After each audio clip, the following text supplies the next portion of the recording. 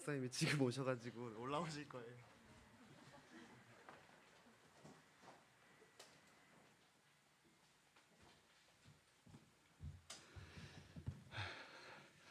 죄송합니다. 갑자기 일이 생겨갖고 나 성경책 들고 다니라고 내가 그렇게 얘기했는데 지금 성경책을 안 들고 왔어요. 죄송해요.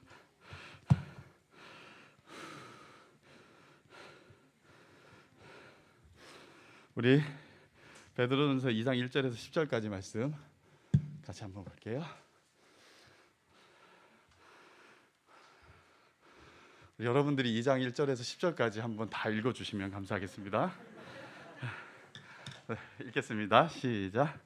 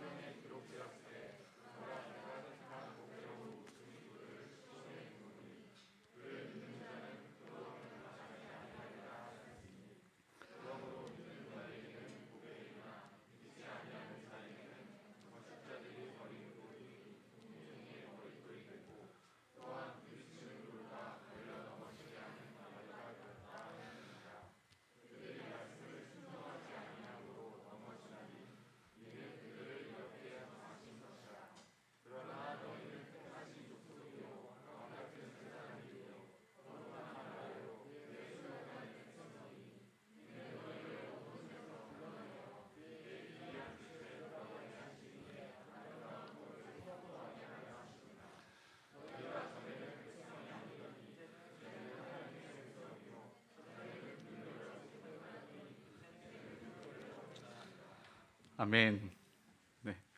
네, 베드로전서 2장 1절에서 10절까지 말씀 우리 되게 잘 아는 말씀이죠, 그죠?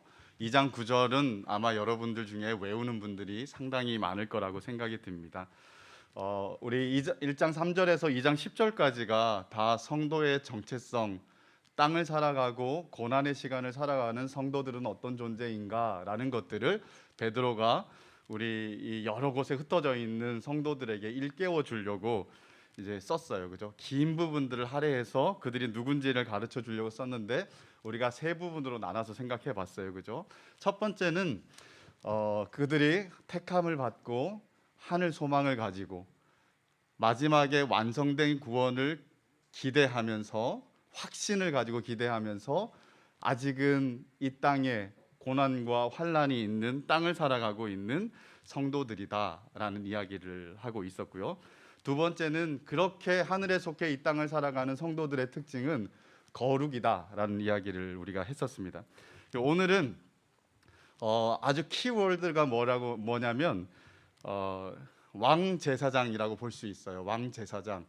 왕과 제사장은 존재 자체도 존귀한 자들이지만 거기 존재와 더불어서 뭐가 같이 붙냐면 그들의 기능이 붙습니다. 그 기능은 뭐냐면 사역이라고 말할 수 있겠죠, 그죠? 그들이 이 일을 통하여서 또 그 직분들을 수행해내는 것이 어떤 왕과 제사장의 이제 의미라고 한다면 이 세 번째 정체성은 이들이 가지고 있는 사명, 땅에서 살아가는데 하나님 왜 이들을 바로 믿는 순간 하늘로 데려가지 않고 고난 많은 이 땅에 남겨놓으셨는가? 고난 많은 이 땅에 남겨놓으셨는가 했을 때 우리에게는 사명이 있다. 우리는 사명을 지닌 아주 존귀한 왕 제사장이다 라고 그들의 정체성을 한 번 더 일깨워 주는 부분이라고 볼 수가 있어요. 자, 2장 1절을 보면요, 처음을 이렇게 그러므로라고 시작합니다. 우리 그러므로라는 접속사가 나오면 항상 앞의 내용을 생각해야 된다라고 말했어요, 그죠? 앞의 내용이 뭐냐면 아주 바로 앞의 내용 1장 23절에서 25절의 말씀을 보면 거듭나게 하는 말씀, 그리고 항상 살아있는 하나님의 말씀, 주의 복음의 말씀으로 마무리를 했었어요, 그죠? 그래서 이 다음 그러므로가 바로 이 말씀하고 관계가 있는 부분이라고 볼 수가 있어요. 그래서 2장 2절을 보면 갓난 아기들 같이 순전하고 신령한 젖을 사모하라라고 이렇게 말합니다. 그죠? 그래서 이 갓난 아기들 같이 신령한 젖을 사모하다라고 했는데 이 신령한 젖이 뭐냐라고 한다면 하나님의 생명의 말씀이다라고 이렇게 말할 수 있어요. 그래서 이 하나님의 생명의 말씀은 어떤 역할을 하냐면 거듭나게 할 뿐만 아니라 구원에 이르도록 자라게 하는 거예요. 자, 우리가 조금 익숙하지 않는 게 있을 수 있어요. 하나님의 말씀을 우리가 보고 깨닫게 되면 우리는 구원을 받는다라는 생각을 하게 되잖아요. 그죠? 근데 여기서는 구원에 이르게 된다라는 말을 하고 있어요. 그럼 우리가 아직 구원에 도달하지 못했단 말인가? 우리가 받은 것은 아직 뭔가 좀 미흡하거나 부족한 것인가? 라는 생각을 해볼 수가 있겠죠. 그죠? 그래서 이 구원도 우리가 그래서 한 3주 전에 다룰 때 이미 시작되었으나 아직 완성되지 않은 그 중간을 살아가고 있는 것이 우리의 현실이다라고 이렇게 말했어요. 그래서 이 베드로는 구원을 얘기할 때 말세에 나타내기로 예비하신 구원, 완성될 구원에 대한 이야기를 하고 있는 거예요. 그죠? 그래서 여기서 구원에 이르도록 자라게 한다라는 말은 어떻게 보면 완성된 구원에 이르도록 우리를 성장하면서 그때를 맞이하게 하는 것을 얘기하죠. 그래서 그렇게 자라고 이 성장하면서 그때를 맞이할 동안 우리가 무엇으로 그렇게 되느냐 했을 때 바로 하나님의 말씀으로 그렇게 된다라고 얘기를 하는 거예요. 숨이 너무 찹니다. 잠깐만 돌리고 하겠습니다. 네. 이게 운동을 너무 안 해서 3층 뛰어 올라왔는데 너무 힘든 것 같아요. 자, 구원에 이르는 이 말씀 신령한 젖을 사모하라라고 했는데 어떤 식으로 사모하라라고 말하냐면 갓난 아기들 같이 사모하라라고 얘기를 해요. 갓난 아기들 같이. 갓난 아기들이 어떻게 젖을 사모하고 있나요? 모르겠죠. 아이를 키워본 적이 없으니까. 그죠? 저한테는 아이가 하나 있어요. 제가 알 수 있을까요? 잘 몰라요. 왜? 저는 구경만 했거든요. 그래서 키워본 적이 없어서 잘 몰라요. 근데 하나 아는 것은 뭐냐면 아이가 태어나면 몇 달 동안은 2시간, 3시간에 한 번씩 우유를 먹어야 되는 거예요. 그러면 밤마다 이 아이가 깨겠죠. 그죠? 깨서 미친 듯이 웁니다. 저는 한 번도 들어본 적이 없어요. 그 아이의 울음소리를 설교 끝나면 비난할 사람이 많을 것 같은데 아무튼 자면 아내가 일어나서 아이를 먹이고 재우고 그렇게 해요. 그래서 아이가 젖을 달라고 계속해서 울 때 어떻게 우냐면 할 수 있는 게 뭐밖에 없냐면 우는 것밖에 없는 거예요. 애가 아주 젠틀해갖고 엄마 나 배고파요 막 이렇게 너무 깨우기 미안해갖고 조심하면서 그렇게 하지 않아요. 그죠? 그냥 사력을 다해서 울어요. 언제까지 우냐면 입에 그 우유가 물려질 때까지 우는 것이 갓난 아기들의 특징이라고 말할 수 있죠. 그래서 여기서 갓난 아기들은 우리가 생각하는 아이들이 아니에요. 그래서 어떻게 이제 영어 성경에서는 옮겨놨냐면 newborn infant라고 돼 있어요. 그러니까 아주 갓 태어난 아기들을 얘기를 하는 거예요. 그죠? 그래서 스스로는 해결할 수 없는 아이들이에요. 배가 고프니까 엄마 깨우기 미안해서 일어나서 냉장고에 문을 열고 우유를 꺼내서 데펴 먹을 수 있는 애들이 아니라는 거예요. 엄마가 또 다른 타인이 이 아이를 위해서 준비해주고 입에 갖다 줘서 먹을 수 있도록 다 만들어주지 않으면 이 아이는 먹을 수가 있는 존재가 아닌 거예요. 그렇죠? 그래서 이 아이가 할 수 있는 것은 사력을 다해서 사활을 걸고 두려움 가운데 울어서 그것이 입에 물릴 때까지 하는 갓난 아기들 같이 사모하라는 것은 바로 이런 거라고 볼 수 있습니다. 그래서 우리 하나님의 말씀을 우리가 사모하고 갈망해야 되는데 어떻게 갈망해야 되느냐? 바로 이 아이들이 하는 것처럼 갈망하라고 하나님이 말씀하시는 거예요. 베드로의 입을 통해서. 사랑하는 여러분 말씀이 고파서 이렇게 울고 이렇게 갈망하며 입에 물려질 때까지 사모한 마음으로 찾고 또 찾고 구하고 또 구하면서 하나님이 말씀을 입에 물려서 우리를 만족시키고 채워주실 때까지 그렇게 쉬지 않는 마음으로 하나님 앞에 말씀을 강렬하게 사모하고 열망하면서 기도해 본 적이 있으신가요? 그렇게 찾아서 마침내 찾아 경험하는 일들을 요즘 최근에 여러분들의 삶에서 경험하고 있나요? 아니면 시시때때로 이런 삶들을 살아가고 있나요? 이건 이 성도들의 삶에 있어도 되고 없어도 되는 하는 어떤 선택적인 옵션이 아니라는 거예요. 이거는 생명을 좌지우지하는 거예요. 그죠? 이 아이는 잘 모르잖아요. 그죠? 본능에 따라 우는 건데 너무 배고파서 죽을 것 같으니까 울어서 어필하는 것이라 볼 수 있잖아요. 그죠? 그래서 생명을 좌우하는 거기 때문에 이 아이는 있는 힘을 다해서 사력을 다해서 우는 거예요. 근데 우리는 하나님의 말씀, 하나님이 우리에게 주신 이 생명의 말씀, 항상 살아있고 그리고 항상 있는, 우리를 거듭나게도 하고 우리를 자라게도 하는 이 하나님의 말씀이 오늘 우리에게는 어떤 음식으로 취급되고 있습니까? 말씀이 없어도 또 말씀 없이 사는 것도 괜찮다고 생각하고 있지 않습니까? 그거 절대 괜찮은 게 아니에요. 그죠? 절대 괜찮은 게 아닌 건 뭐냐면 베드로가 아는 거예요. 하나님의 말씀이 우리의 영혼을 만족시키고 우리를 자라게 하지 않을 때 우리가 현실 속에서 얼마나 망가지고 무너지는지를 아는 거예요. 이 노사도는 자기의 경험을 가지고 수많은 실패를 했던 그 경험을 가지고 지금 땅의 고난 속에 살아가는 이들에게 너희들의 삶의 키워드, 너희의 정체성과 또한 삶에 있어서 아주 중요한 핵심이 있는데 그게 뭐냐면 말씀이다라고 말하는 거예요. 자, 우리가 정체성을 3번 다뤘어요. 그죠? 다루고 있어요. 첫 번째 1장 3절에서 12절까지, 그리고 1장 13절에서 25절까지, 2장 1절에서 10절까지 다루는데 이 세 부분마다 다 뭐가 있었는지 아십니까? 1장 10절에서 12절에 복음의 말씀에 대한 이야기로 끝났어요. 그리고 1장 23절에서 25절도 말씀에 대한 이야기로 끝냈습니다. 그리고 오늘 마지막 2장 1절에서 3절에도 말씀에 대한 이야기로 시작하고 있는 거예요. 왜 정체성을 일깨우는 이야기를 하는데 말씀을 3군데나 넣어서 계속해서 도전하고 생각하게 하고 있다고 생각을 하십니까?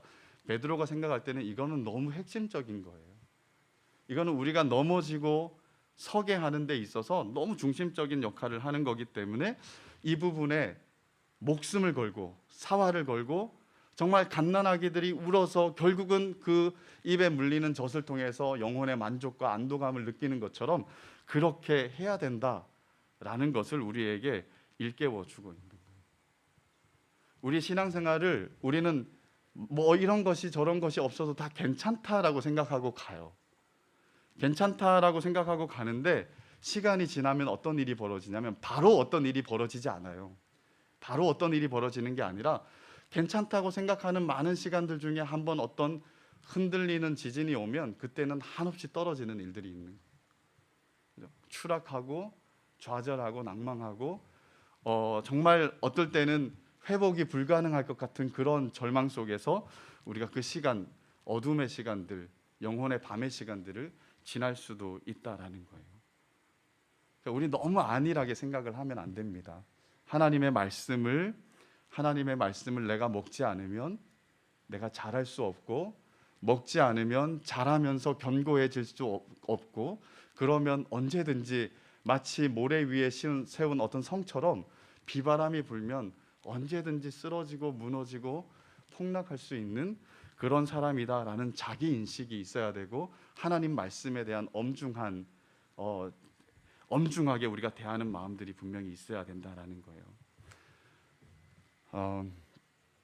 한번 여러분들이 생각해 보세요. 최근 여러분들의 한 2년 생각해 봅시다. 이 코로나 시간 동안 1년 10개월 동안 코로나를 겪었는데 이 2년의 시간 동안 하나님의 생명의 말씀이 우리 안에 살아 운동력 있게 우리를 세우기도 하고 감동케도 하고 능하게도 하고 배부르게도 하고 자라게도 하는 것들을 얼마나 경험하고 있습니까? 코로나 때문에 힘들다고 우린 진짜 많은 말을 했어요. 그죠? 근데 힘든데 그 힘든 것들의 진짜 답이 어디 있느냐라고 말할 때 하나님이 말씀에 있다 그러는데 그 말씀 가지고 씨름하지 않고 낭망하면서 또 많은 것을 탓하면서 또 많은 것을 포기하면서 그냥 그렇게 지내온 시간들이 혹시나 우리에게 더 많은 것이 아닐까. 우리 아주 냉정하고 객관적으로 우리를 한번 살펴보십시오.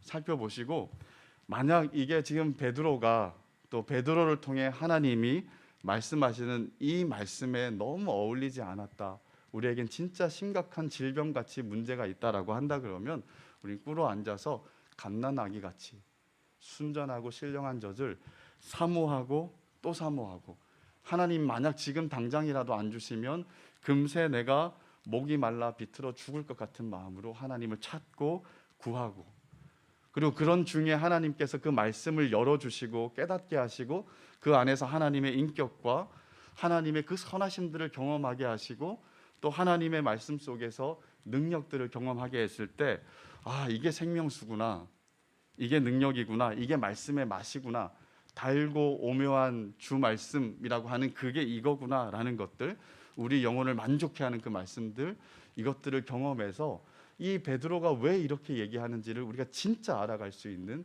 그런 우리의 수준이 돼야 된다고 생각해요. 이거를 경험하지 못하면 아마 경험해 본 적이 없기 때문에 못할지도 몰라요. 고기를 먹어본 사람만이 고기를 먹을 줄 안다, 물론 틀린 말이라고 생각은 하지만 어떤 의미인지는 알잖아요, 그죠?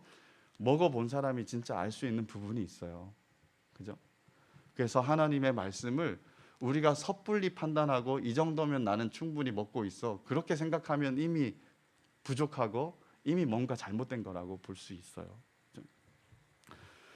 우리 이 하나님이 우리에게 요청하는 것처럼 갓난 아기들 같이 순전한 마음으로 젖을 사모하는 우리 한 사람 한 사람이 다 되었으면 좋겠습니다. 그래서 말씀이 살아 운동력이 있어서 우리를 살리는 그 너무 놀라운 은혜들을 매 순간마다 경험하면서 마음에 감동이 있는, 마음에 어떤 살아있는 느낌이 있는 그런 성도의 삶들을 살아가게 되기를 여러분 축복하고 간절히 부탁드립니다. 3절을 한번 보세요. 너희가 주의 인자하심을 맛보았으면 어린아이같이 신령한 젖을 사모하라 라고 말합니다. 말씀은 거듭나게 하는 거고, 또 거듭난다는 것은 하나님을 알지 못하던 진노의 자녀가 위로부터 오신 성령을 경험하고 성령으로 말미암아 구주를 통한 구원을 맛보는, 그래서 그 구원을 베푸시는 하나님이 얼마나 좋으신 분이지 인자하신 분인지를 깨닫는 것을 얘기한다고 볼 수 있어요.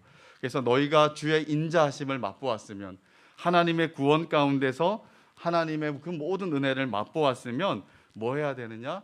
신령한 젖을 어린아이같이 사모하라라고 이렇게 말하는 거예요.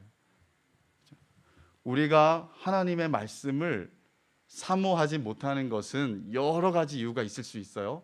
그 중에 가장 심각한 이유 중에 하나가 뭐냐면 바로 이거예요. 주의 인자하심을 맛보지 못했기 때문에. 이거는 우리가 가장 영적으로 안 좋은 상태라고 말할 수가 있어요. 왜냐하면 시작해 본 적이 없는 거니까, 그죠? 그런데 또 여러 가지 다른 문제가 있겠죠. 하나님의 인자하심을 맛보고 하나님의 구원을 경험했는데 그 다음에 나가지 못하는, 많은 돌부리에 부딪히고 걸러져서 넘어져서 추구하지 못하는 상황도 분명히 있으리라고 생각이 들어요, 그죠? 그런 경우는 좀 낫긴 하지만 그렇다고 별반 아주 많이 좋은 거라고 생각하지 않아요, 그죠? 그래서 여러분들 안에 하나님이 주신 맛보아 경험한 하나님 은혜가 있는지를 한번 되새겨 보십시오. 그리고 그것을 경험했을 때 우리 영혼이 얼마나 기쁘고 행복하고 만족했는지를 기억하면서 그때를 사모하면서 하나님 그때보다 더한 은혜를 주십시오라고 해서 하나님 앞에 나아가지 않는다면 여러분들은 가짜 신앙인일 수 있어요. 교회만 왔다 갔다 하는 종교인일 수도 있다라는 거죠.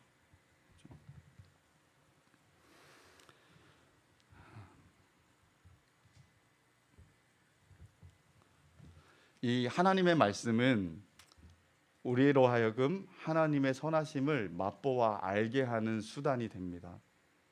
그래서 말씀을 펴서 말씀이 단순한 지식 정보에, 단순한 인포메이션으로 우리한테 들어오는 것이 아니라 우리의 감각을 열어주고 우리의 오감과 우리의 영감과 우리의 모든 것들을 열어서 하나님을 경험하게 할 때 우리는 이 말씀이 입체적으로 경험이 되어지고 말씀이 생명이구나라는 것들을 진짜 깨달아 알 수가 있는 거예요, 그렇죠?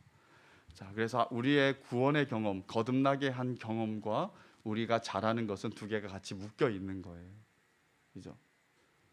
우리들의 상태를 다시 한번 잘 생각해 보시기를 바랍니다. 자, 4절입니다.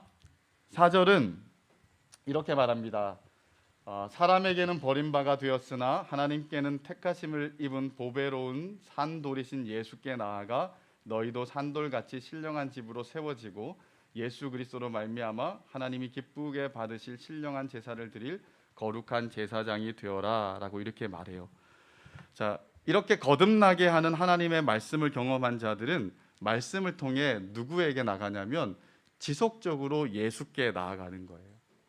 예수께 계속 나아가는데 이 예수가 어떤 분이냐 했을 때 산돌이라고 말해요. 산돌, 리빙스톤이라고 말하는데요, 살아있는 돌이면서 생명을 주는 보배로운 돌이다라고 말할 수 있어요. 예수님은 그를 찾는 자들에게 살아있는 분으로서 지금도 의사소통과 친밀한 교제가 가능하신 분일 뿐만 아니라 또한 그들에게 생명을 끊임없이 부여하시는 생명을 부여하는 자, 생명 기버라고 이렇게 말할 수가 있겠죠. 그죠? 그래서 우리가 하나님의 인자하심을 맛본 사람은 말씀을 통해 예수께 나아가는 일들을 쉬지 않고 한다는 거예요. 쉬지 않고 한다는 겁니다. 그런데 이 산돌은 어떤 대우를 받았냐? 두 가지 대우를 받습니다. 사람에게는 버림받았고 하나님께서는 택하심을 입었다라고 말해요. 우리 사도행전 2장 14절과 37절에 보면 오순절 성령 강림 사건에 베드로가 설교한 내용이 기록되어 있습니다. 그죠? 그때 이 베드로가 이런 이야기를 해요. 하나님은 이 나사렛 예수를 정하신 뜻과 미리 아신 대로 내준 바 되었거늘 너희가 법 없는 자들의 손을 빌어서 십자가에 못 박아 죽었다라고 말합니다. 그런데 그런즉 온 집은 확실히 알지니 너희가 십자가에 못 박은 이 예수를 하나님이 주와 그리스도가 되게 하셨다라고 이렇게 말해요. 사람들은 예수를 손을 빌어 죽이고 또 손을 빌려준 사람은 그 당시에 인간의 법대로 예수님을 극한 형벌에 십자가에 달아 죽였지만, 근데 하나님은 어떻게 했냐면 그를 택하셔서 보배로운 산돌로 주와 그리스도가 되게 하셨다라고 이렇게 말해요. 이 이야기는 우리가 잘 아는 복음의 이야기인 거예요. 그죠? 그래서 이 복음의 이야기를 알고 복음을 경험한 사람들은 어떻게 하냐면 나에게 복음을 통해 은혜와 생명과 하늘에 속한 모든 신령한 복들을 부어주고 계신 그 예수께 지속적으로 말씀을 가지고 나아간다라는 거예요. 하나님의 선하심을 맛본 사람은 그렇게 하지 않을 수가 없다라고 이렇게 얘기를 하는 거예요. 그렇게 해서 계속 나아가면 어떤 일이 벌어지냐면 너희들도 산돌같이 신령한 집으로 세워진다라고 말합니다. 너희가 그렇게 예수께 계속 나아가면, 산돌이신 예수께 나아가면 너희들도 산돌들과 같이 신령한 집으로 지어진다라고 말해요. 여기서 이제 현재 진행형을 쓰고 있는데요, 지속적으로 신령한 집으로 지어져 간다라는 것을 이야기해 주고 있어요. 그죠? 지속적으로 신령한 집으로 지어져 간다. 예수께 나아가면 너희가 신령한 집이 완공되어지는 것처럼 그렇게 계속해서 아름답게 완성이 되어져 간다라는 거죠. 그럼 이 신령한 집이 뭐냐? 신령한 집이 뭐냐 했을 때 성도 한 사람 한 사람 개개인으로 봐도 되고 교회로 봐도 될 것 같아요. 그죠? 예수께 나아갈 때 성도 한 사람 한 사람이 거룩한 집으로 지어져 가고, 또 예수께 나아갈 때 교회가, 성도들이 모인 그 교회가 하나님의 거룩한 집으로 지어져 가는 일들이 이루어진다라는 거죠. 즉 우리는 성령이 거하시는 성령의 전, 거룩한 전인데 동시에 거룩한 집으로 지속적으로 우리가 지어져 가는 존재다라고 말하는 거예요. 예수께 나아갈 때 그렇게 된다라는 겁니다. 왜 그러냐 했을 때 예수님은 모퉁이 돌이 되신다라는 거예요. 모퉁이 돌. 이 모퉁이 돌이 뭐냐면요, 집 전체의 무게를 떠받쳐 주는 기초돌이라고 볼 수 있어요. 그래서 영어로는 코너스톤이라고 그래요. 코너스톤. 왜 코너스톤이라고 하냐면 그 당시 이스라엘 집 건축과 관계됐는데요, 돌을 쌓아서 집을 지어 나가는데 이 사각 모서리 있잖아요. 사각 모서리. 이 사각 모서리에는 돌 하나하나를 하는 게 아니라 이렇게 이 디귿자 모양이나 이렇게 체크표로 양쪽을 이렇게 떠받치게 해서 맨 밑에 깔아 놓습니다. 그래서 이 모서리에 있는 돌이 모든 집의 하중들을 다 받치게 만드는, 그래서 오늘 우리식으로 하면 주춧돌이에요. 주춧돌. 근데 우리나라 건축은 어떻게 돼 있냐면 기와가 있고 나중에 이제 그 평상이 있잖아요, 그죠? 그 평상 맨 끝에 가면 한 기둥들이 이렇게 네 군데서 나오는데 그 네 군데 기둥 나온 밑에 보면 돌을 하나 달아놨어요. 그래서 그걸 이제 주춧돌이라 그러는데 원리가 같은 거죠. 모든 집의 무너지지 않고 안전하게 하중들이 균형 있게 분배되도록 또 지탱하도록 만드는 것이 바로 이 모퉁이 돌인 거예요. 우리가 지어져 가는 데 있어서 진짜 중요한 기초돌이 뭐냐 했을 때 모퉁이 돌인데, 그 모퉁이 돌이 누구냐면 예수님이다라고 말하는 거예요. 이 모퉁이 돌이 견고해야 견고하고 아름다운 집을 지을 수가 있겠죠, 그죠? 그래서 우리는 예수를 모퉁이 돌로 삼은 거룩하고 신령한 집으로 예수께 나아갈 때마다 지어져 간다라는 얘기를 하고 있습니다.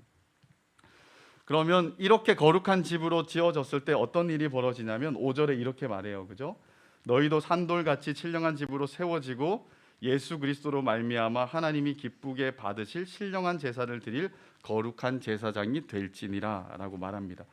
옆에 영어 성경을 살짝 보면요, 거룩한 제사장이 되기 위해, 그리고 하나님이 받으실 만한 거룩한 제사를 드리기 위해, 이 두 가지를 병렬로 놓고 있는 것을 볼 수가 있어요. 신령한 집으로 지어질 때 우리가 어떤 기능을 하냐면 두 가지 기능을 하는 거예요. 존재론적으로는 제사장이 되고, 그리고 기능론적으로는 하나님이 받으실 만한 제사를 드리는 그런 일들을 하게 된다라고 이렇게 말해요. 9절은 우리가 한 번쯤 다 알고 외우는 말씀이다, 유명한 말씀이다 했는데요. 베드로가 성도의 정체성을 말하는 데 있어서, 디파인 하는 데 있어서 가장 아주 힘있게 하는 장면이라고 생각이 들어요. 너희는 택한 족속이고 왕 같은 제사장이고 거룩한 나라고 그의 소유된 백성이다 라고 말합니다. 그죠? 우리는 이 말씀을 주옥같이 알고 있어요. 그리고 이 말씀을 못 외워도 노래는 알아요, 그죠? 너는 택한 족속이요 왕 같은 제사장이라 축복송을 다 알고 있어요, 그죠? 자, 우리는 어떤 존재인가라고 했을 때 이 베드로가 너희는 신분의 변화를 겪은 자다라고 얘기를 해요. 너희가 원래 제사장이 아니었고 택한 백성도 아니었었다라는 거예요. 그래서 10절에 보면 이렇게 말하죠. 너희가 전에는 백성이 아니었는데 이제는 백성이 되었다. 너희가 전에는 긍휼을 얻지 못했는데 이제는 긍휼을 얻은 백성이 되었다라고 말해요. 너희가 전엔 백성이 아니었는데 이제 백성이 된 거예요. 하나님의 긍휼을 입고 신분의 변화가 일어났죠. 근데 어떤 백성이냐라고 했을 때 너희는 거룩한 나라다, 택하신 족속이다. 족속은 민족이다라고 보면 돼요, 그죠? 택하신 민족이고 하나님의 소유된 백성이다, 거룩한 나라다라고 이렇게 이야기를 해요. 이전에는 너희가 거룩한 나라에 속하지 못하는 나라 밖의 사람들이었고 은혜 밖에 있고 긍휼 밖에 있었던 사람들인데, 이제 예수 그리스도의 구원하심으로 말미암아 은혜 안으로 들어오고 긍휼 안으로 들어오고 백성이 아니다가 백성이 되었다라고 얘기를 해요. 백성이 되었다. 이와 같이 신분의 큰 변화를 입은 것이 바로 너희들이다라고 이렇게 말하는 거예요. 너희는 그냥 이 땅에 살아가고 나그네같이 영주권도 없이 시민권도 없이 그냥 여러 가지 사회적인 약자로 핍박받으면서 살아가고 있지만 너희가 그런 눈으로 너희를 보면 안 된다. 너희는 하늘의 시각으로 너희를 봐야 되는데 너희는 바로 하나님의 거룩하고 택함 받은 하나님의 소유된 백성이다라고 이렇게 말하고 있는 거예요. 그리고 하나 더 붙이는 게 왕 같은 제사장이다라고 이렇게 말합니다. 이게 출애굽기에 있는 말씀을 여러 가지도 갈래로 나눈 것 같아요. 출애굽기 19장 5절 말씀을 보면 이렇게 말하거든요. 제가 한번 읽어드릴게요. 세계가 다 내게 속하였나니 너희가 내 말을 잘 듣고 내 언약을 지키면 너희는 모든 민족 중에서 내 소유가 되겠고 너희가 내게 대하여 제사장 나라가 되며 거룩한 백성이 되리라. 너는 이 말을 이스라엘 자손에게 전할지니라 라고 말해요. 너희가 거룩한 나라, 그리고 거룩한 제사장 나라가 되고 거룩한 백성이 되고 택함 받은 하나님의 소유가 된다라는 말을 이 베드로전서에서는 받아와서 네 가지로 약간 구별을 해 놓은 것 같아요. 그죠? 그리고 소유된 백성이라든가 거룩한 나라와 택한 민족이라는 것은 어떻게 보면 이들의 존재론적인 정체성과 관계가 된다고 생각을 해요. 너희가 누구냐라고 하는 거에 더 무게감이 있는 거라고 한다 그러면 왕 같은 제사장은 이들의 존재론과 더불어서 이들의 기능적인 사역에 대한 이야기를 동시에 하고 있는 정체성을 부여하는 말이라고 볼 수가 있습니다. 그래서 왕 같은 제사장이라고 하나를 더 얘기를 하는데요. 이 왕 같은 제사장은 엄밀하게 좀 번역을 하면 이렇게 번역하는 게 더 좋아요. 왕 제사장인 거예요. 제사장인데 왕처럼 왕과 비스무리한 이런 게 아니라 왕이면서 제사장인 이런 존재라고 말할 수가 있는 거죠. 그죠? 그래서 여기서 키는 어떻게 보면 이제 제사장에 조금 더 무게감이 있지 않을까라는 생각이 들어요.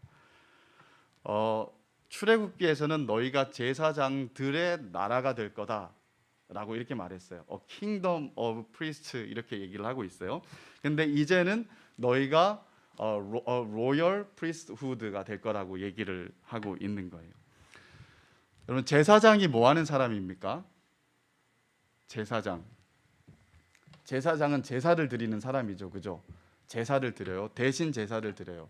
근데 제사를 드릴 때 역할들이 뭔지 아십니까? 동물을 잡는 건 누가 할까요? 우리가 동물을 제사장들이 잡는다고 생각을 대충 할 때가 많거든요. 동물은 제사장이 잡지 않습니다.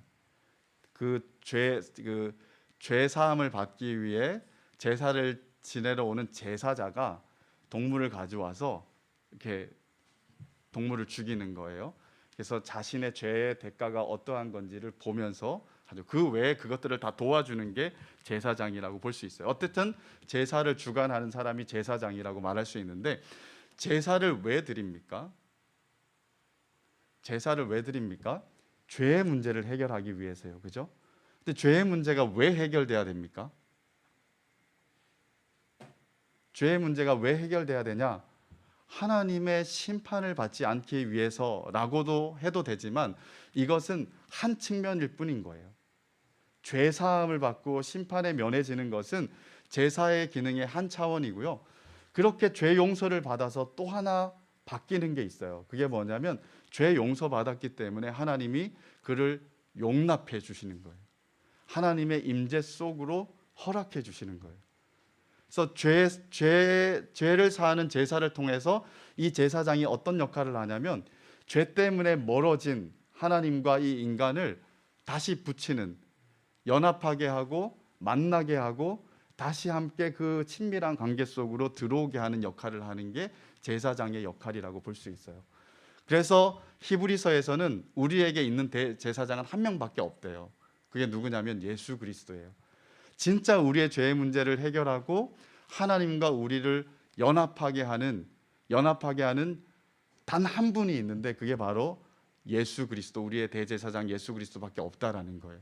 그는 영원한 대제사장으로서 자기 몸을 제물로 삼아서 영원한 효력을 지닌 단 한 번의 제사를 통하여서 하나님께 우리의 모든 죄를 속하는 제사를 드렸어요.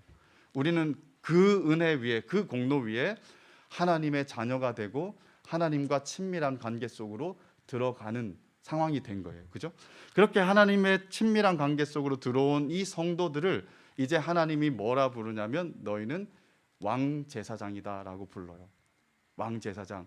자, 이제 너희가 왕제사장이니까 세상에 가서 저 사람들의 죄를 사하기 위해서 너의 목숨을 없애서 대신 바쳐라 이런 얘기하는 거 아니에요. 그죠? 그거는 예수밖에 못 하는 거예요. 예수만 하실 수 있었던 거고 그것만 효력이 있다라고 봐요. 그런데 왜 우리는 그런 걸 못 하는데 우리를 왕제사장이라고 이렇게 얘기를 해 주셨을까요?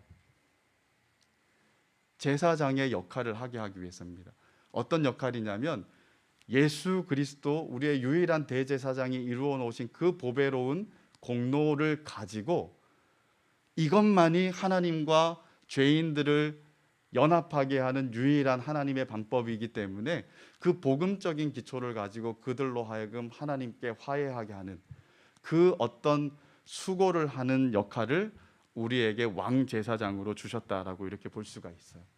그래서 이 제사장이라는 말은 엄밀하게 이제 언어적으로 번역을 하면요, 뭐냐면 다리를 놓는 사람이라고 볼 수 있습니다. 다리를 놓는 사람. 이 편과 저 편이 갈라져 있어서 교통할 수가 없는데 여기에 다리를 놓아서 교통할 수 있게 만드는 사람. 이게 바로 제사장이라는 사람의 역할이라고 볼 수가 있는 거예요. 그래서 하나님은 우리를 택하신 족속이고 그리고 거룩한 나라고 그의 소유된 백성으로 삼아 주셨는데 거기에 만족시키지 않는 거예요. 거기에 만족시키지 않고 우리에게 존재론적으로도 너무너무 탁월한 영광을 가진 왕 제사장이면서 동시에 어떤 특별한 사명을 가지고 우리가 이 땅에 발을 붙이고 살아가기를 원하시기 때문에 우리에게 왕 제사장이라는 직분을 주셨다라는 거예요. 자, 그럼 왕 제사장이 하는 일이 뭐냐 했을 때 5절에 보면 이렇게 말하죠. 하나님이 받으실 만한 신령한 제사를 드리게 하기 위해서라고 말해요. 하나님이 받으실 만한 신령한 제사를 드리기 위해서. 자, 하나님이 받으실 만한 신령한 제사가 뭘까요? 제사니까 제물을 또 가져와서 죽여야 됩니까? 아니에요. 우리가 더 이상 그런 게 필요 없는 시대를 살아가고 있어요. 그런 게 필요한 시대면 이 주일날 교회일 때는 피냄새로 가득할 거예요. 그죠? 우리는 그렇게 하지 않습니다. 왜? 예수께서 이미 다 완성해 놓으셨기 때문에. 그럼 왜 하나님이 우리를 제물로 드리라라고 말할까요? 이건 영적인 의미겠죠. 그죠? 영적인 의미입니다. 우리를 실제로 칼을 대고 우리의 목을 치라고 말하는 것이 아니라 우리 자신을 죽이고 하나님 앞에 헌신하여서 마치 향기 나는 번제같이 우리를 온전히 태워드리는, 헌신하여 드리는 일들을 하라라는 거죠. 그래서 로마서 12장 1절과 2절에 보면 우리 몸을 거룩한 산 제물로 드리라라고 말했는데 이것도 마찬가지의 의미라고 볼 수가 있습니다. 그래서 제사는 더 이상 필요 없지만 이 땅을 살아가는 신약의 성도들에게 단 하나의 제사가 남아 있어요. 단 하나의 제사. 그게 뭐냐면 산 제물로 자기를 드리는, 즉 삶의 헌신을 이야기한다라고 볼 수가 있어요. 찬송의 제사라고도 볼 수가 있습니다. 그래서 구원받은 자의 감격과 어떤 모든 것들을 가지고 하나님을 열렬하게 예배하고 또 이 땅에서의 삶, 일상의 순간에도 하나님 앞에 어떻게든 헌신된 자로 살아가는 것, 이런 것이 우리가 하나님이 기뻐 받으실 산 제사다라고 이렇게 말할 수가 있겠죠. 그죠? 그런 차원에서 본다면 여러분들은 존재론적으로 하나님이 거룩한 왕 제사장으로 만들어 놓으셨는데 기능론적으로는 그런 역할들을 잘 하고 있는가요?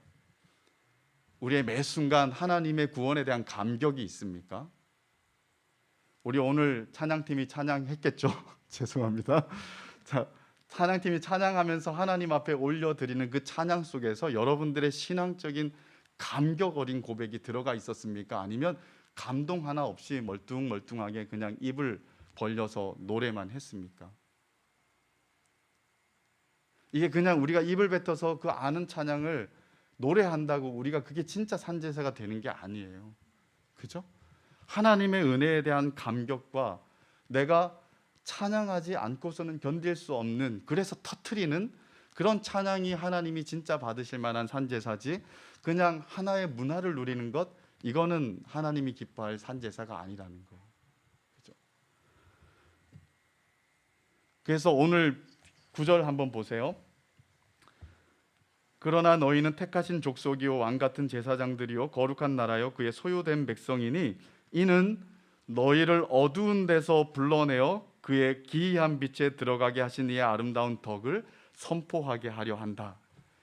우리를 어두운 데서 불러내어 하나님의 기이한 빛에 들어가게 하신, 기이한 빛에 들어가게 하신 그분의 아름다운 덕을 선전한다고 했잖아요. 그죠?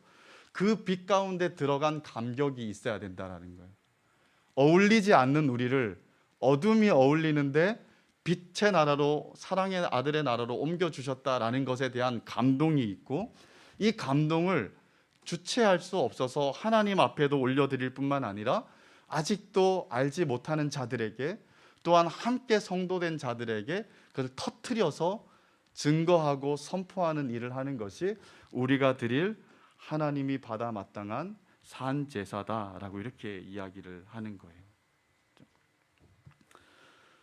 오늘 우리가 살아가는 이 시대는 아직까지 불신자들이 많아요, 그죠? 그리고 어떻게 보면 신자의 비율보다 불신자의 비율이 점점 많아지는 시간들을 우리가 살아내고 있어요, 그죠? 역사를 보면 이런 시대가 있었습니다. 영적으로 이렇게 가파르게 침체되는 시기가 있었어요. 그래서 교회가 더 이상 교회의 기능을 못하던 때도 있었습니다. 그때마다 하나님께서 어떤 일을 불러 일으키셨냐면 특별하게 헌신되고 마음의 열정이 있는 사람들을 들어서 교회를 새롭게 하는 영적인 대각성들을 일으키는 어떤 부흥의 시간들을 허락한 것들을 봐요. 지금 우리는 어느 시대를 살아가고 있냐면 거의 하나님이 정말 철저하게 간섭하시지 않으면 회생 불가능한 정도의 수준 낮은 저지대에 있는 영적 상태에 아마 그 기로에 있는 게 우리들의 형편이 아닐까라는 생각도 들어요. 정말 하나님이 간섭하셔야 됩니다라는 것 외에는 우리가 부르짖을 게 없는 그런 시간들이 점점 다가오고 있는 것 같아요. 모두가 다 교회를 다니고 예배를 다 드리고 예배 공간이 때로는 없어서 숨이 막힐 정도로 모일 때도 있지만, 그런데 진짜 예배자가 있느냐라는 말은 하나님이 그렇게 찾는다면 다른 얘기가 될 수가 있는 거예요, 그죠? 앉아 있는 사람을 예배자라고 말하지 않고 중심을 보시는 하나님이 진짜 예배자를 찾는다 그러면 하나님은 아주 엄격하게 보실지도 몰라요, 그죠? 근데 우리는 그 하나님의 엄격한 눈으로 보지 않고 대충 괜찮다라고 생각하면서 살아가고 있는 거예요. 그러니까 감동이 없어도 살아갈 수 있고 말씀이 없어도 살아갈 수 있고 그냥 버티고 견디면서 가는 거예요, 그죠? 하나님이 우리에게 주신 성도의 너무도 영광스러운 것들을 다 잃어버리고 아주 가난한 모습으로 신앙생활을 하고 있는 게 우리의 모습일지도 모르겠다라는 생각이 들어요. 왕 제사장, 하나님이 우리에게 이런 사명을 주셨습니다라고 말하는 게 어색한 시간들이 되는 것 같아요. 난 지금 내가 채워져야 돼요. 나 지금 살기로 하는데 무슨 나한테 일을 시키려고 하세요. 아름다운 덕을 선포하기 전에 나한테 아름다운 덕을 선전할 수 있는 은혜를 주세요. 나는 이 은혜가 필요해요. 그런데 은혜에 대해서는 그렇게 갈망하지 않아요. 그냥 그렇게 지내가는 거예요. 제가 말하는 것이 어쩌면 우리 상태의 한 80%는 설명하고 있는 게 아닐까요? 만약 그러면 우린 진짜 심각한 상태에 있는 거라고 우리 스스로를 진단해야 됩니다, 그렇죠? 하나님은 그런 저지대에 있기를 원하지 않으세요.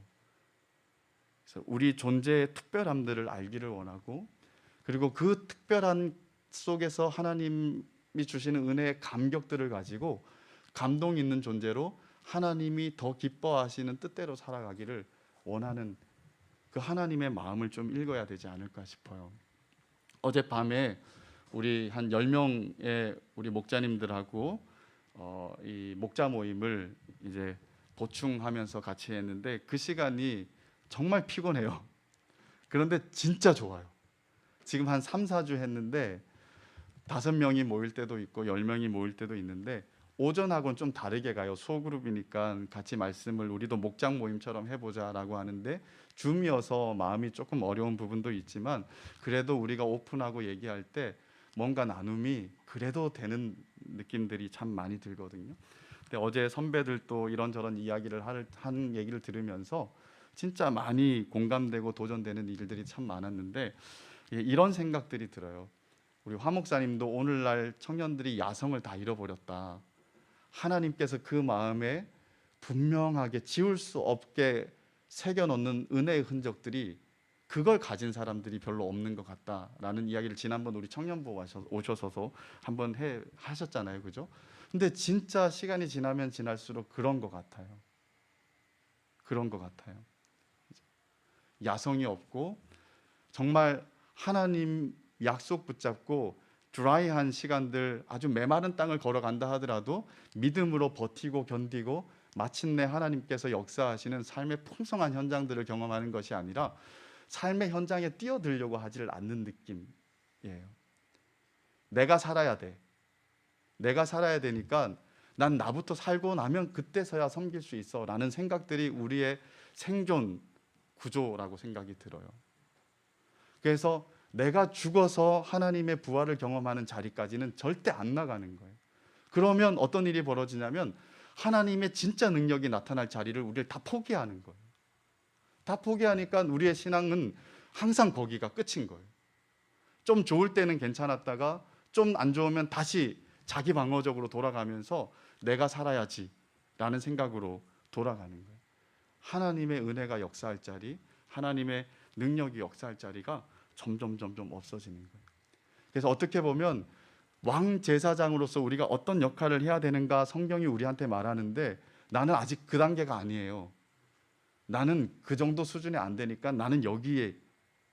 근데 하나님께서 우리에게 주실 만큼 주신 사람들이라면 만약에 그렇다면 하나님이 진짜 원하는 것은 믿음으로 여기까지 한번 걸어가봐 라고 말하고 있을지도 모른다라는 거예요. 제가 너무너무 좋아하는 베드로의 장면이 있어요. 저는 베드로를 되게 무식한 사람으로 생각을 했어요. 그리고 나랑 성격이 진짜 다른 사람, 나대기 좋아하는 사람, 항상 나서서 망신당하는 사람, 이런 생각들을 가졌어요. 예수님이 물 위를 걸어오고 계실 때 두려워 떨던 그들이 누구입니까? 라고 이렇게 떨면서 물었을 때 예수님이 나다, 두려워하지 말아라 라고 했을 때 사람들이 아, 예수님이셨구나 하고 이렇게 안도의 한숨을 놓을 법도 한데 이 베드로가 거기에다 말을 던지죠. 만약 진짜 주님이시거든 나를 걸어서 물 위로 걸어오라고 한번 해보십시오. 그랬더니 예수님이 걸어와라 라고 했고 걸었어요. 몇 발짝을 걸었는지 몰라요. 아마 많이 못 걸었을 것 같아요. 많이 못 걸었는데 어떤 일이 벌어졌습니까? 파도를 보고 무서워서 물에 빠졌어요. 그죠? 우리는 보고 그럽니다. 아유, 저 바보. 가만히 있으면 중간이라도 가는데 꼭 저렇게 나대다가 혼자 창피는 다 당하는 어리석은. 제가 한때 그렇게 생각했었어요. 나는 저렇게 되지 말아야지. 항상 이렇게 보고 있다가 눈치 빠르게 적당하게 깨닫고 이렇게 해야지라는 생각을 했었는데, 근데 어느 날 이 말씀을 묵상하는데 한 3년 전에 조금 더 이렇게 묵상할 때 어떤 생각이 들었냐면 예수님이 그를 건져냈잖아요. 그죠? 건져내서 어떻게 했을까요? 이 의심이 많은 자요, 믿음이 적은 자요, 왜 의심했느냐라고 하면서 책망하고 에이 그러면서 이렇게 집어 던져갖고 배 위로 던져버렸을까요? 그렇게 생각 안 돼요. 그죠? 어떻게 했을까요? 끄집어냈어요. 끄집어내고 배까지 어떻게 했을까요? 배까지 그냥 제 생각에는 손을 잡고 걸어갔을 것 같아요. 베드로는 평생에 그 장면이 안 잊혀지지 않았을까라는 생각이 들어요. 이 풍랑이는 바다인데 예수님 손잡고 그렇게 걸어가면 이게 다 별게 아니구나, 우리가 무서워할 게 없구나라고 하면서 그 시간들을 걸어서 한 발짝도 못 걸어봤던 11명의 제자들하고 다르게 많이 걸어서 배 위로 올라갔어요. 저는 그런 사람이 못 돼요. 도전적이지 못하고 모험적이지도 못해요. 근데 어떤 면에서는 그렇게 하고 싶어요. 그리고 여러분 모두가 다 베드로 같이 됐으면 좋겠어요. 앞뒤 생각하지 않고 정말 너무 논리적으로 인간적으로 생각해서 할까 말까 이런 거 생각하지 않고 그냥 하나님이 우리에게 명령하시니까 걸어와라. 그냥 걸어갔다가 낭패를 당하면 그냥 거기서 막 하나님한테 원망해도 된다고 생각해요. 맞는 건 여러분들이니까 뭐 상관없어요. 그죠? 원망해도 돼요. 원망하고 그 안에서 하나님이 다시 건지시고 같이 배 위로까지 걸어오는 일들이 그제서야 생기게 될 거예요. 그게 우리가 하나님을 더 깊이 경험하는 자리고 우리가 믿음으로 야성들이 더 깊어지는 자리가 아닐까라는 생각이 들어요. 근데 오늘 우리가 그런 시간들을 겪고 있나요? 우리 그런 시간들을 살아내고 있나요? 너무 그런 거하고 거리가 멀지 않습니까? 왕 제사장 가서 어떻게 제사장 역할을 해?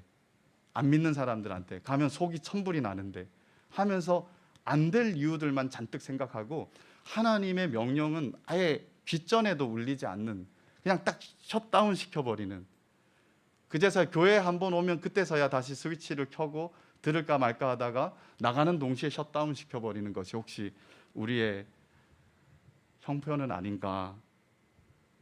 좀 우리의 신앙의 모든 이 구조를 좀 바꿔봤으면 좋겠습니다.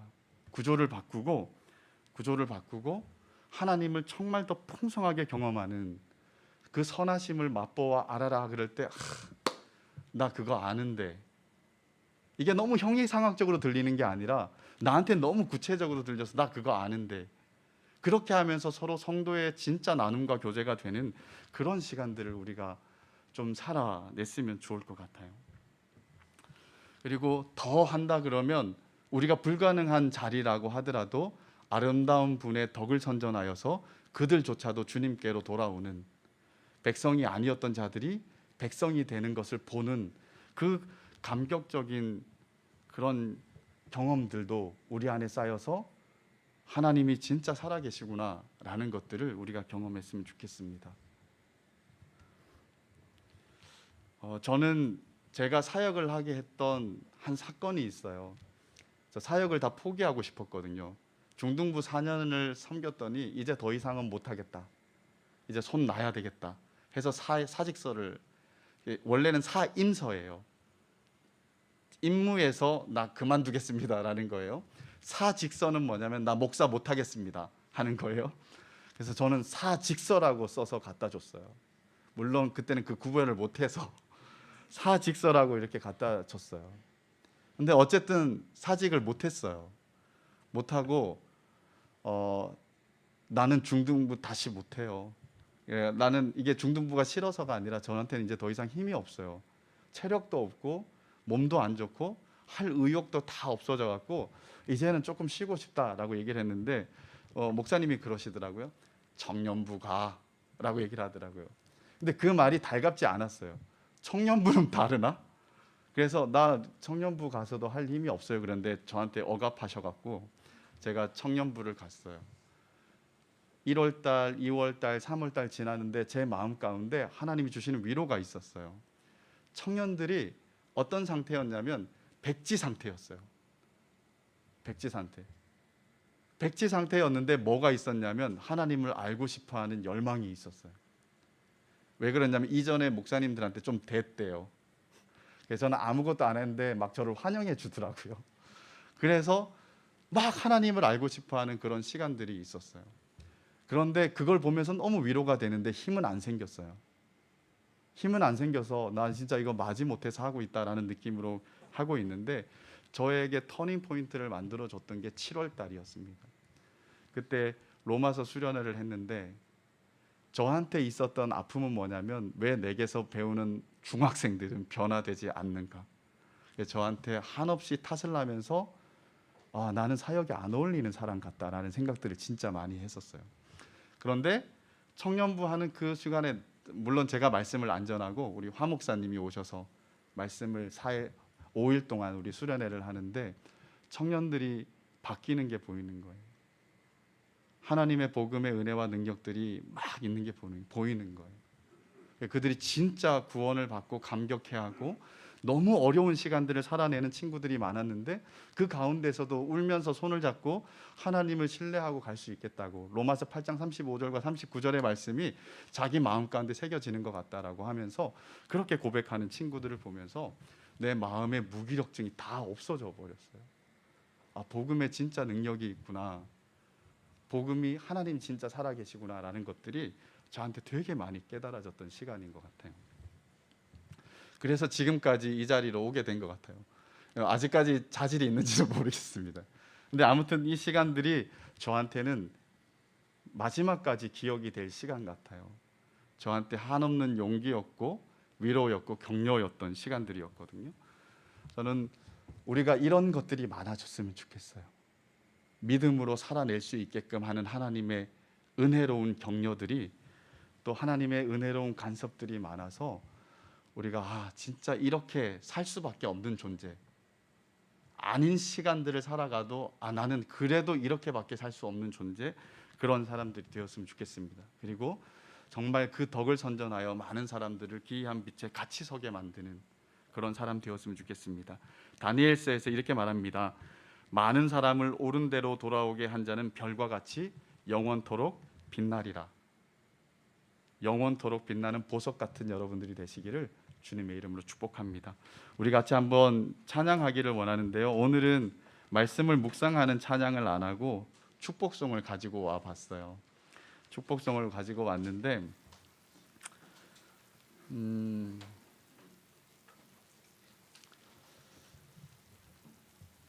제가 요즘 이렇게 좀 생각하다 보니까 처음 여기 왔을 때 사역하던 시간들이 이렇게 떠오를 때가 있어요. 근데 이제 2018년도 9월 달부터 이제 본격적인 사역들을 진행하면서 제가 청년들한테 얘기를 했거든요. 저랑 같이 얘기할 사람, 전 누가 누군지 아직 모르니까 얘기할 사람 저한테 하면 같이 밥 먹어요 그랬는데 정말 많은 사람들이 저한테 신청을 해줘서 되게 기분이 좋았어요. 그래서 일주일에 많게는 7, 8명 만나고 적게는 한 4, 5명을 만났던 것 같아요. 그래서 한 3, 4개월 동안 60명 이상의 우리 청년들을 신방을 하고 만났는데 그때 만나면서 저한테 어떤 게 있었냐면 만나는 지체들이 너무 큰 어려움들을 가지고 왔어요.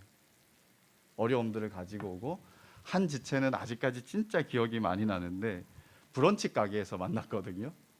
근데 이제 아픔을 얘기하는데 울면서 얘기하는데 브런치 가게 그 아줌마들이 너무 시끄럽게 떠들어갖고 소리가 안 들리는 거예요. 그래서 정말 온 신경을 집중해서 들으려고 애쓰고 와서 만난 후에 교회 와서 뻗어서 잤어요. 근데 그 시간들도 너무너무 행복했던 것 같고 많은 사람들을 만났는데 그 많은 사람들이 가지고 있는 아픔과 약함들이 있어서 정말 그 안에 하나님의 은혜와 능력들을 어떻게 얘기할까라는 생각들을 참 많이 생각을 했던 것 같아요. 근데 지나 보니까 참 잘했는지를 잘 모르겠더라고요. 그들의 정체성을 일깨우고 정말 누구다, 이 베드로처럼 너희는 누구다라는 것들을 끊임없이 하나님의 은혜 안에 있는 존재다라는 것들을 참 잘 일깨우고 싶은 마음이 들었는데, 근데 이제 이렇게 시간이 지나다 보니까 저한테 어떤 마음이 들었냐면 큰 일이든 작은 일이든 모두가 그 일 때문에 버거워하는 사람들이 너무 많은 것을 봤어요. 너무 많은데 저는 이제 그걸 어떻게 보냐면 진짜 힘든 사람하고 진짜 덜 힘든 사람으로 보이는 거예요. 모두가 다 힘든 건데 야 그거 가지고 힘들다고 그래라는 마음이 사실 들 때도 있었어요. 저 친구는 지금 그게 아닌데, 그래서 제 마음에는 그건 좀 혼자 좀 씨름했으면 좋겠다라는 생각들도 가질 때가 좀 있었던 것 같아요. 그러니까 잘못 생각을 한 거겠죠, 그죠? 근데 그러면서도 조금 아쉬운 게 뭐였냐면 제 몸이 10개였으면 좋겠다라는 생각을 했어요. 진짜 부족하기 때문에 시간으로 때우는 게 제 사역 스타일인 것 같아요. 저는 머리도 안 좋았기 때문에 공부는 시간으로 했거든요, 엉덩이로. 근데 사역도 그렇게 하는 것 같아요. 이게 태생적으로 어쩔 수 없는 것 같아요. 그런데 그래도 이렇게 커버가 안 되는 게 너무 많은 거예요. 그래서 저한테 어떤 마음들이 좀 있었냐면 우리 귀한 지체들이 이렇게 군데군데 서서 아프고 힘들고 지쳐하고 좌절하고 낭망하는 사람들에게 하나님 안에서의 정체성을 일깨워 줄 수 있는 선배들이 많았으면 좋겠고, 하나님 안에서의 정체성들을 누리게 해주는 리더들이 많았으면 좋겠다라는 생각을 했어요. 근데 리더들이 참 힘든 건 다 알아요. 그래서 제가 힘들어서 많은 말을 못했는데 조원들이 오지 않아서 힘들고, 그리고 줌에 참석하지 않아서 힘들고, 모든 것이 힘든 것만 우리한테 있는 거예요. 그 안에서 내가 누군지에 대한 감동과 하나님이 나에게 어떤 사명을 주었는지 그 사명의 시간들을 살아가는 사람들이 우리 안에 너무 희박하다라는 생각이 들었어요.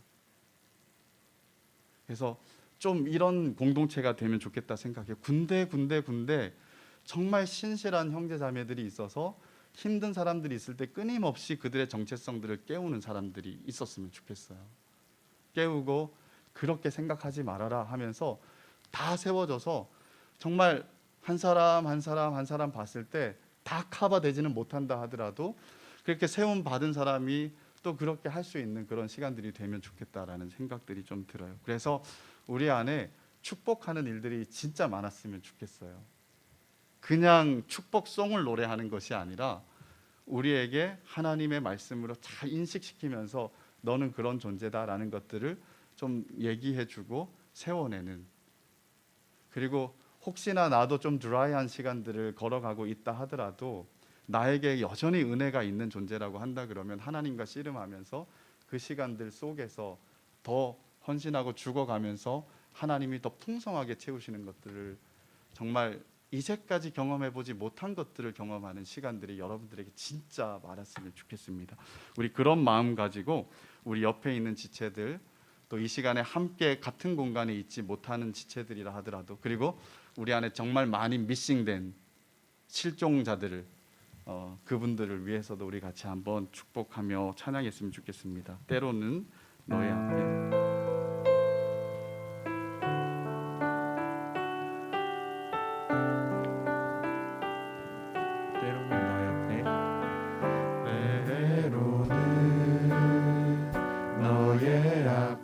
자기 자신을 두고 한번 찬양하겠습니다.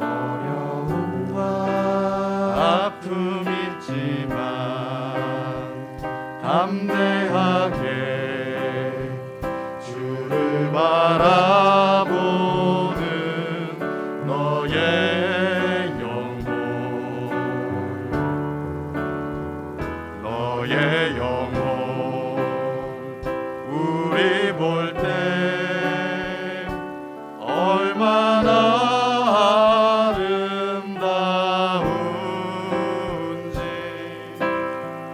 너의 영혼 통해 큰 영광 받으실 하나님을 찬양,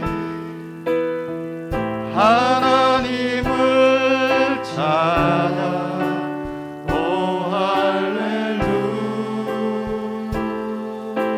눈을 감고 너는 택한 족속이요, 자기 자신을 족속 왕같은 제사장이며 왕같은 제사장이며 거룩한 나라, 하나님의 소유된 백성, 하나님의 소유된 백성, 너의 영혼 주님 볼 때, 주님 볼 때 얼마나 사랑스러운지, 얼마나 사랑스러운지,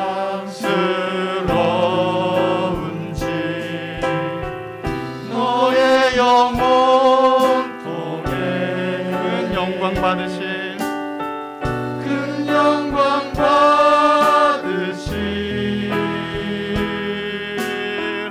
하나님을 찬양. 오 할렐루야. 우리 한번 2절로도 찬양하는데요, 우리 지체들을 생각하면서, 우리 목장 사람들 생각하고 마을 사람들을 생각하면서 그들을 진짜 축복하면서 너는 택한 족속이요 왕같은 제사장이라 우리 한번 더 축복했으면 좋겠습니다. 눈을 뜨고 옆에 있는 사람들을 보며 같이 해도 좋습니다. 너는 택한 족속이요 왕같은 제사장이라, 왕같은 제사장이라 거룩한 나라, 하나님의 소유된 백성, 하나님의 소유된 백성, 너의 영혼 주님 볼 때, 너의 영혼 주님 볼 때 얼마나 사랑스러운지, 얼마나 사랑스러운지,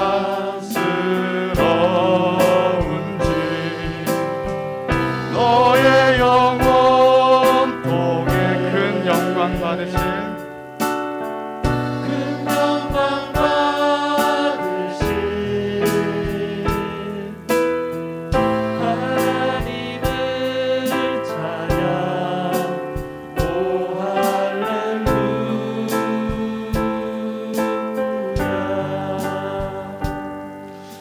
이 시간에 우리 한번 같이 기도하기를 원하는데요, 자기 자신을 축복하면서 또 하나님께 부탁하면서 또 우리 공동체의 많은 지체들, 이런저런 어려움을 겪고 있는 지체들, 그들을 또 축복하면서 우리 한번 같이 기도했으면 좋겠습니다. 기도할 때 먼저 우리 한 말씀 기억했으면 좋겠어요. 너희가 정말로 하나님의 선하심을 맛보았으면 그리하라 라고 말했는데요, 우리 안에 하나님의 선하심을 맛본 경험, 맛보기를 원하는 갈망들이 있었으면 좋겠습니다.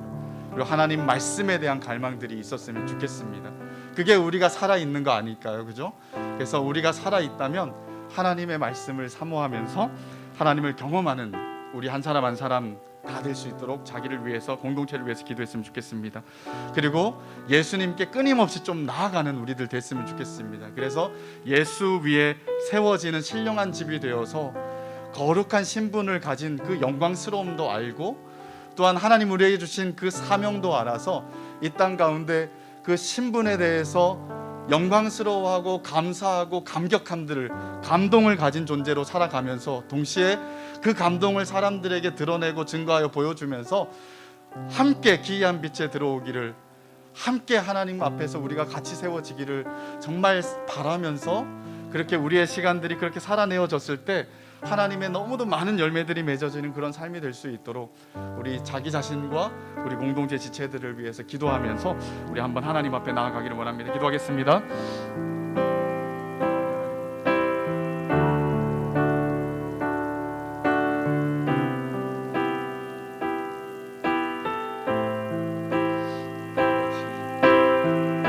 하나님, 너희가 진실로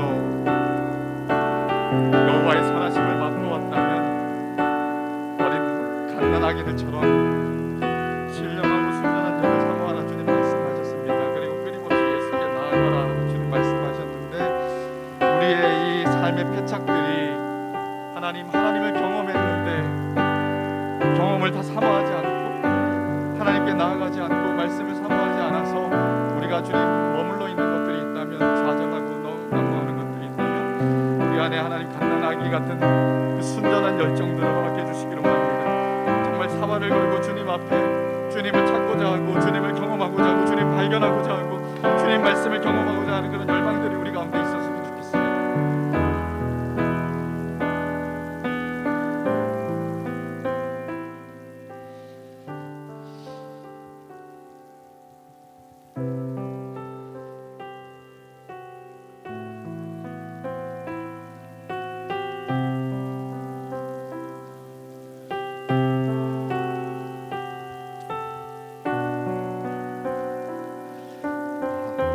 백성이 아닌 우리를 백성 삼아 주신 것,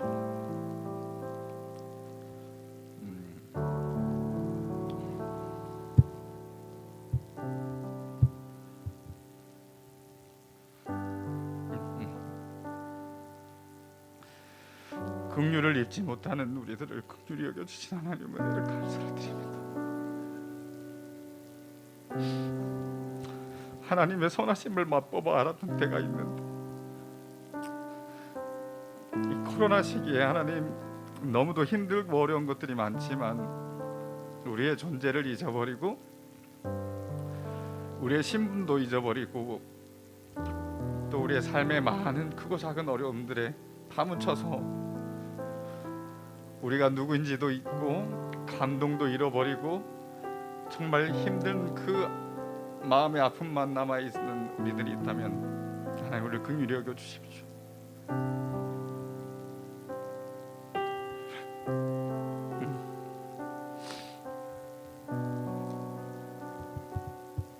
하나님의 선하심을 맛보아 알기를 원합니다.